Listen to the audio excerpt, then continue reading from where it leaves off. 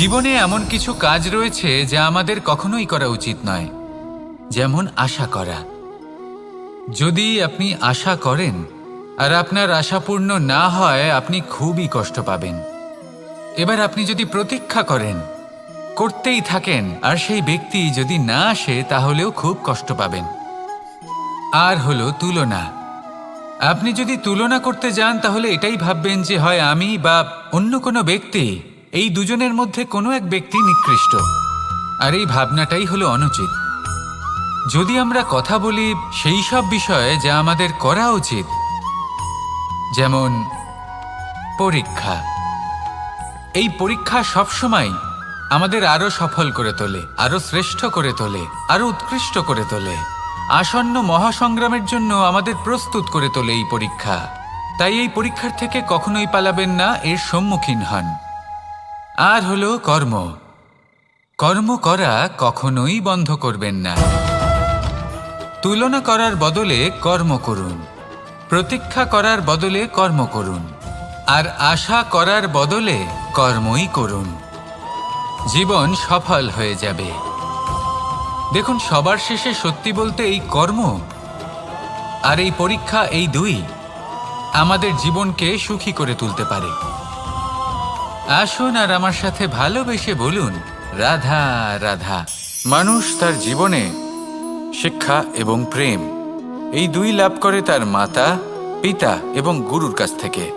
কিন্তু মানুষ সবথেকে বেশি ভালোবাসে নিজের মাতাকে, কারণ মাতা খুব নির্মল চিত্তে ভালোবাসে, শান্ত মনে আমাদের অন্তরে শক্তির সঞ্চার করে থাকেন, আমাদের উৎসাহ দেন, বলশালী করে তোলেন। ব্যাপারটা কিন্তু এমন নয় যে আমরা নিজেদের বাবা বা গুরুকে ভালোবাসি না, তাদেরকেও আমরা অত্যন্ত ভালোবাসি, শুধু ওনাদের কঠোর ব্যবহার দেখলে আমরা একটু ভয় পেয়ে যাই। এবার ওনাদের এই কঠোর ব্যবহার আমাদের ভালো না লাগলেও অত্যন্ত আবশ্যক, কারণ মাতার থেকে আমরা যে শক্তি লাভ করি তা যেন নিয়ন্ত্রণ হারিয়ে বিধ্বংসী না হয়ে ওঠে, আমরা যেন কোনো কুপথে না চলে যাই, আমরা কখনো যেন দোষ না করে ফেলি। শুধু সেই জন্য পিতা এবং গুরু একটু কঠোর হয়ে ওঠেন, এবং ওনাদের এই কঠোর আচরণ ভবিষ্যতে গিয়ে আমরা অবশ্যই বুঝতে পারি। জীবনে কিছু বছর আমরা এগিয়ে যাই আর তারপর আমরা বুঝতে পারি যে বাবা এবং গুরু আমাদের যথেষ্ট ভালোবাসতেন, কিন্তু ওনাদের ভালোবাসার বহিঃপ্রকাশ আলাদা। প্রয়োজনীয় হলো এটা দেখার, এটা বোঝার যে শুরু থেকে আমাদের প্রতি ওনাদের আচরণ কেমন ছিল।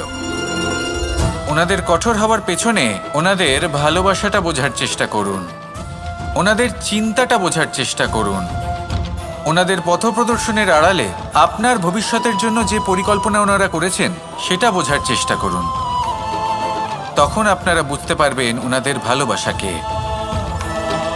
আপনার মনের মধ্যে আপনা থেকেই ওনাদের প্রতি সম্মান জেগে উঠবে। নিজের পিতা এবং নিজের গুরু, এই দুজনের প্রতি কৃতজ্ঞতা প্রকাশ করুন আর আমার সাথে ভালোবেসে বলুন, রাধা রাধা। আমি অনেক সংখ্যক মানুষকে দেখেছি, তাদের কাছে অত্যাধিক জ্ঞান আছে, শিল্প আছে, ধন আছে, কীর্তি আছে, কিন্তু তারা এই সব কিছু নিজেদের কাছেই রাখেন, এই সমাজে বিতরণ করেন না। কারণ হলো ভয়। ওনাদের মনে হয় যে যদি আমি এই সব কিছু সমাজে বিতরণ করি, তাহলে সমাজ আমার শিল্প হোক, ধন হোক, জ্ঞান হোক, কীর্তি হোক, সবকিছু চুরি করে নিয়ে যাবে, আর তার বদলে আমি কিছুই পাবো না। এটা কিন্তু সত্য নয়। সত্য হলো এটাই যে যদি আপনি নিজেকে এই সংসারের প্রতি সমর্পিত করেন, তাহলে এই সংসার আপনার প্রতিও সমর্পিত থাকবে। আপনি শুধু ধন, জ্ঞান, কীর্তি, সম্মান পাবেন তাই নয়, বরং এই সমাজ আপনাকে নিজের চোখে হারাবে, মনের মধ্যে স্থান দেবে। তাই এই ভয় ত্যাগ করে দেখুন কিভাবে এই সমাজ আপনাকে প্রেম সমর্পণ করে। আসুন আমার সাথে ভালোবেসে বলুন, রাধা রাধা। জীবন কিসের উপর নির্ভরশীল? ধনের ওপর, বৈভবের ওপর, নিঃশ্বাসের ওপর? না, এই জীবন নির্ভরশীল বিশ্বাসের ওপর। বিশ্বাস নিজের ওপর, বিশ্বাস আমাদের আপনজনের ওপর। কিন্তু যখন এই বিশ্বাস ভেঙে যায়, তখন মানুষের মনও ভেঙে যায়, আর তারপর সে অন্য কিছু করতেই পারে না। তখন কি করা যেতে পারে? তিনটে কাজ আছে যা আপনি করতে পারেন। প্রথম, ভালোবাসা। যাকে আপনি ভালোবাসেন, যারা আপনাকে ভালোবাসে, ভুল যারই হোক না কেন, তার কাছে ক্ষমা চাইতে কখনোই সংকোচ বোধ করবেন না। দ্বিতীয় হলো বিশ্বাস। যারা আপনাকে ভালোবাসেন, আপনাকে বিশ্বাস করেন, তাদের বিশ্বাস কখনো ভাঙবেন না। তৃতীয় হলো আশা। যারা আপনাকে ভালোবাসেন, আপনাকে বিশ্বাস করেন, তাদের আশা আপনার সাথে জড়িত। তাদের থেকে কখনো কিচ্ছু লুকোবেন না। এই তিনটে কাজ করুন আর এই জীবন সুপ্রসন্ন হয়ে বলবে, রাধা রাধা। মানুষের জীবনে দুই ধরনের আবেগ থাকে যা চিরকাল তার সাথে বসবাস করে। প্রথম, স্বপ্ন। দ্বিতীয়, অজুহাত। মানুষ হাজার হাজার স্বপ্ন দেখতে পারে। আমাকে এই কাজ করতে হবে, আমাকে ওখানে ঘুরতে যেতে হবে, আমায় জীবনে এই অসম্ভব কাজ বাস্তবায়িত করে দেখাতে হবে, আদি ইত্যাদি। এবার ঠিক যেমন স্বপ্ন দেখেন, সেইভাবে অজুহাতও খুঁজে নিয়ে আসেন। আমি এই স্বপ্ন পূরণ করতে পারলাম না, কারণ আমাকে কেউ সাহায্যই করল না, কারণ আমি দুর্বল হয়ে পড়েছিলাম, কারণ আমার কাছে সময়ই ছিল না, আদি ইত্যাদি। এবার সাফল্য এবং অসফলতার মাঝখানে এই ধরনের সংঘর্ষ হতে থাকে। সাফল্য তখন লাভ করা সম্ভব যখন আপনার স্বপ্ন আপনার অজুহাতের থেকে অনেক বড় হয়, আর অসফলতা তখন পাবেন যখন আপনার অজুহাত আপনার স্বপ্নের থেকে অনেক বড় হয়। আপনি যদি সাফল্য লাভ করতে চান, তাহলে চেষ্টা করতে থাকুন, পরিশ্রম করুন। যদি অসফল হন, তাহলে ভয়ভীত হওয়ার কোনো প্রয়োজন নেই। নিজের ভুল বুঝুন, তাকে শুধরে নিন, আবার চেষ্টা করুন। কিন্তু যদি নিজের জীবনে অজুহাত নিয়ে আসেন, তখন স্বপ্ন কখনো পূরণ হবে না। আসুন আমার সাথে ভালোবেসে বলুন, রাধা রাধা। ভয়ের সাথে আমরা সবাই পরিচিত, কষ্টও আমরা সবাই পেয়েছি। কখনো কখনো আমরা অসুস্থ হয়ে পড়ি, আর এমন সময় হলে মাতার মমতা, কখনো বাবার স্নেহ, কখনো বন্ধুদের পাশে থাকার অনুভূতি আমাদের রোগ নিরাময়ে সাহায্য করে। কখনো যদি আমরা নিরাশ হয়ে পড়ি, তখন যদি আমাদের কোনো আপনজন আমাদের দুটো ভালো কথা বলে, তখন আমাদের মনোবল বেড়ে যায়। ঠিক তেমন সংসারের এই রঙ্গমঞ্চে যদি আপনি পীড়িত অনুভব করেন, কিছু শুভ কথা আলোচনা করুন, কিছু স্তুতি গান করুন, কিছু মুহূর্তের জন্য হলেও নিজের ইষ্টদেবের কথা স্মরণ করুন আর প্রার্থনা করুন। সাহস বাড়বে, শক্তিও বৃদ্ধি পাবে এবং সামনে এগিয়ে চলার পথও দেখতে পাবেন। তখন এই মন প্রসন্ন হয়ে বলবে, রাধা রাধা। কখনো কখনো অন্ধকারের সাথে লড়াই করার জন্য আমরা প্রদীপ জ্বালাই। এতে প্রথমে সলতে রাখি, তারপর তেল ঢালি, তারপর আগুন জেলে এটা প্রজ্বলিত করি। তারপর একটা সময় আসে যখন এই প্রদীপ নিভে যায়। কারণটা কি? কারণ কি এটা যে প্রদীপের প্রকাশমান হওয়ার ক্ষমতা সমাপ্ত হয়েছে? না। এই যে আগুন আমরা দেখতে পাচ্ছি, এই আগুনের জন্য যে শক্তির প্রয়োজন হয় তা আসে এই তেল থেকে। যদি এই তেল সমাপ্ত হয়ে যায়, তাহলে এই প্রকাশ তাও সমাপ্ত হয়ে যায়। আর আমাদের জীবনে এই তেল হলো আমাদের কর্ম, আর এই আগুন আর এর দ্বারা উৎপন্ন হওয়া প্রকাশ আমাদের ভাগ্য। যত আমাদের কর্ম ক্ষীণ হতে থাকবে, আমাদের ভাগ্য সৌভাগ্য কোথাও না কোথাও লুপ্ত হয়ে যাবে। যে উজ্জ্বল ভবিষ্যৎ আমরা চাইছি তা কখনো লাভ করতে পারবো না যদি কর্ম না করি। ঠিক যেমন তেল ছাড়া অগ্নি উৎপন্ন হয় না, তেমনি কর্ম ছাড়া সৌভাগ্য হয় না। আর যেমন কর্ম তেমন ভাগ্য। তাই সবসময় কর্ম করতে থাকুন, কর্ম করা থামাবেন না। আর আমার সাথে ভালোবেসে বলুন, রাধা রাধা। জীবনে তিনটি বিষয় আছে, তিনটি বস্তু আছে, তারা যেন আপনাকে কখনো বশে না করে নিতে পারে। প্রথম হলো ধন। ধন যতক্ষণ আপনি ব্যবহার করতে থাকেন, যতক্ষণ তা আপনার কাজে আসছে, ততক্ষণ ঠিক আছে, এই ধন আপনার কাছে অমৃত। কিন্তু যখন এই ধন আপনাকে ব্যবহার করতে শুরু করে, বুঝে যাবেন যে আপনার পতনের সময় শুরু হয়েছে। দ্বিতীয় বিষয়, ফেলে আসা অতীত। যাই করুন, আপনি অতীত পাল্টাতে পারবেন না। আর এই সত্যিটা আপনিও জানেন, কিন্তু তাও এর বশবর্তী আমরা হয়ে পড়ি। আর যখন তাই হয়, তখন এই সংসারে আমরা যেখানেই যাই না কেন, যত বড়ই সুখ লাভ করি না কেন, সেই সব আমাদের কাছে তিক্ত বলে মনে হয়। তৃতীয় বিষয়, আপনার আশেপাশের মানুষ ভিন্ন ভিন্ন ধরনের মানুষ হয়, যাদের চিন্তা ভাবনা এবং দৃষ্টিভঙ্গি ভিন্ন ভিন্ন প্রকারের। যদি এদের বশবর্তী আপনি হয়ে পড়েন, তাহলে কেউ বলবে এটা করো, এটা ভালো। কেউ বলবে এটা করো না, ওটা করো, ওটা ভালো কাজ। কেউ বলবে এই দুটোই করো না, অন্য কিছু করো। এই কথাগুলিতে আপনি এতটাই জড়িয়ে পড়বেন যে আপনি লক্ষ্যভ্রষ্ট হয়ে পড়বেন। তাই এই 3 বিষয় থেকে সাবধানে থাকবেন। যদি কোনো কিছু বশ করতে হয়, তাহলে আপনাকে বশ করতে হবে আপনার আজকে, নিজের বর্তমানকে। এটা খুব প্রয়োজনীয়। এটা ভাববেন যে এই সময়ের সদ্ব্যবহার আমি কিভাবে করব, সময়কে শাসন কিভাবে করব, ওই কর্ম কিভাবে করব যাতে ভবিষ্যতে কখনো আমার আফসোস না হয়, বরং এই সংসার আমাকে নিয়ে গর্ব করবে, সেই কর্ম করুন। আর যখন আপনি এটা শিখে নেবেন, তখন আপনি নিজেই নিজেকে প্রকৃত অর্থে ভাগ্যশালী করে তুলবেন। আসুন আমার সাথে ভালোবেসে বলুন, রাধা রাধা। অনেক সময় আমরা কারোর নীরবতাকে তার দুর্বলতা ভেবে বসি। হতেই পারে সেই ব্যক্তি উত্তর দিতে চাইছেন না, হতে পারে অন্য কোনো কারণ আছে যা আমরা বুঝতেই পারছি না। সেই জন্য তাকে দুর্বল ভেবে নেওয়া অনুচিত। দেখতে গেলে এই বিশাল সমুদ্র এও কিন্তু নীরব, শান্ত হয়। কিন্তু যখন সে রুদ্র মূর্তি ধারণ করে, তখন কি হয়? সমগ্র সংসারকে বিনাশের পথে নিয়ে যায় এই সমুদ্র, প্রলয় সৃষ্টি করে।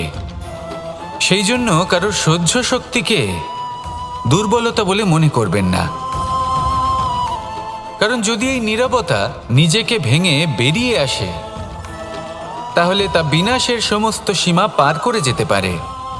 তাই এই নীরবতাকে সবসময় বুঝুন, সবসময় একে সম্মান করতে শিখুন। আর আমার সাথে ভালোবেসে বলুন, রাধা রাধা। কখনো কোনো চাতক পাখিকে দেখেছেন? কথায় আছে যে বছরে মাত্র একবার সে তার তৃষ্ণা মিটিয়ে থাকে, আর তাও আকাশে ভেসে থাকা মেঘের দ্বারা ঘটানো বৃষ্টির জলের ফোঁটা থেকে। আর কোথাও থেকে সে তার তৃষ্ণা পূরণ করে না। সারা বছর সে নিদারুণ গরম সহ্য করে, তীব্র শীতও সহ্য করে, শুধু এই আশা নিয়ে যে বছরে একবার অন্তত সেই মেঘের ঘন ঘটা হবে, বৃষ্টি হবে, আর সে তার তৃষ্ণা নিবারণ করবে। এটা আসলে কি? এটা আসলে বিশ্বাস। সেই বিশ্বাস যে বছরে একবার সেই মেঘ আসবে তৃষ্ণা নিবারণ করতে। যেমন দেখুন, একটা সূর্যমুখী ফুল সারা রাত অন্ধকারের সাথে যুদ্ধ করে, কারণ তার বিশ্বাস যে ভোরবেলায় সূর্য তাকে অবশ্যই দর্শন দেবেন। সেটাও বিশ্বাস ছিল যার উপর ভরসা করে মনু একটা নৌকা নিয়ে বেরিয়ে পড়েছিলেন এবং সমস্ত সৃষ্টিকে প্রলয়ের হাত থেকে বাঁচিয়েছিলেন। সেটাও ছিল ভালোবাসার প্রতি বিশ্বাস, যার উপর ভরসা করে বানর এবং ভাল্লুক সেনা নিয়ে শ্রীরাম আক্রমণ করেছিলেন সমস্ত বরদানপ্রাপ্ত অসুরগণ এবং রাক্ষসগণের লঙ্কায় এবং জয়লাভ করেছিলেন। এই বিশ্বাসই হলো এই বিশ্বের আশা। বিশ্বাস রাখুন যে আপনি হলেন সর্বশ্রেষ্ঠ এবং শুধুই নিজের কর্ম করতে থাকুন। এই বিশ্বাসের আশাই আপনাকে প্রতি মুহূর্তে বল প্রদান করবে। এ হলো আমার বিশ্বাস। আসুন আর আমার সাথে ভালোবেসে বলুন, রাধা রাধা। যোগাসন। যোগাসনে আসন অত্যন্ত গুরুত্বপূর্ণ। এবার আমি বলবো সবথেকে শ্রেষ্ঠ আসন কোনটি। আশ্বাস।